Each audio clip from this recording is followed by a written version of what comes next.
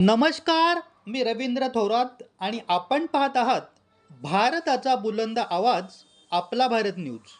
नागरिकांच्या आरोग्याशी संबंधित एखादे गंभीर प्रकरण समोर आले आणि त्याची तक्रार करणारी व्यक्तीही नगर परिषदेच्या एका विशेष समितीची सभापती असेल, तर अशा वेळी नागरिकांची अपेक्षा काय असेल?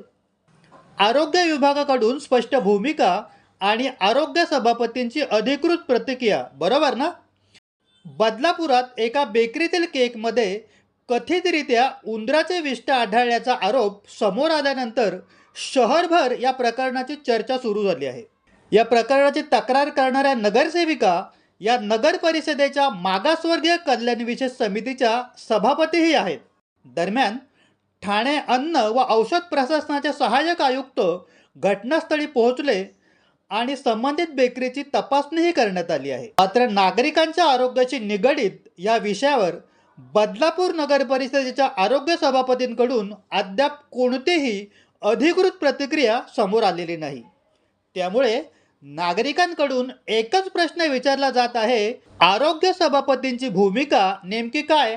त्यांच्या म्हणण्यानुसार अय्यंगार बेकरीचा जो मालक आहे त्या मालकाची अरेरावी आहे, तो कोणालाही जुमानत नाही असं त्यांचंही म्हणणं आहे आणि आम्हालाही त्याचा अनुभव आलेला आहे. मी बराच वेळ त्याला फोन लावते, म्हणजे नगरसेविका मॅडमनी काल त्याला फोन लावला.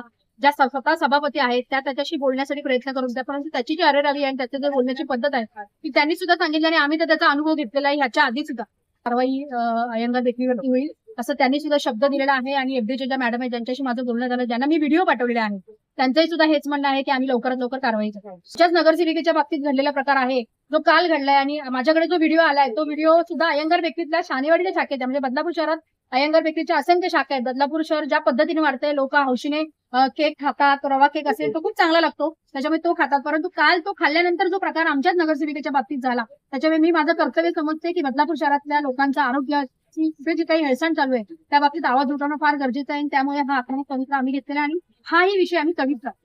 नागरिकांच्या आरोग्याचे खेळ या अय्यंगार बेकरीच्या माध्यमातून सुरू होता. स्थानिक जे आरोग्य सभापती आहेत त्यांनी देखील या ठिकाणी लक्ष देणं गरजेचं वाटतं. नक्कीच आरोग्य सभापतींनी तुम्ही पद घेतल्यानंतर तुम्हाला त्या पदाला साजेशी भूमिका तुम्हाला पारच पडायची.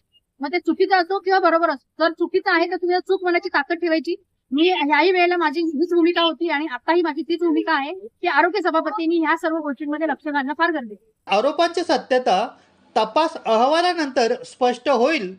मात्र अधिकृत भूमिका आणि पुढील कारवाईकडे आता सर्वांचे लक्ष लागले. पाहत रहा भारताचा बुलंद आवाज आपला भारत न्यूज, सत्याचा ध्यास, जनतेचा विश्वास. धन्यवाद.